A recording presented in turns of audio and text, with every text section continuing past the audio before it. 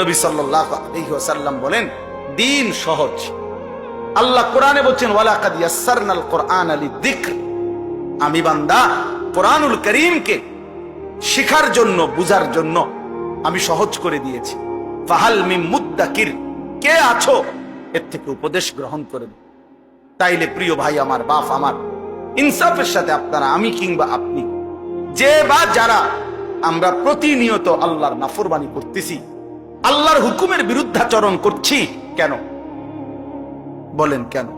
যারা এক ওয়াক্ত নামাজ পড়ে না, কেন পড়ে না? কেন পড়ে না বলেন? যারা হালাল খাচ্ছে না, কেন খাচ্ছে? তার জন্য এটা অসম্ভব নাকি? তার জন্য এটা অসম্ভব মনে হয়েছে? না, অসম্ভব। বরং এই মূল বিষয় হলো এটা, আখিরাতকে ভুলে গেছে।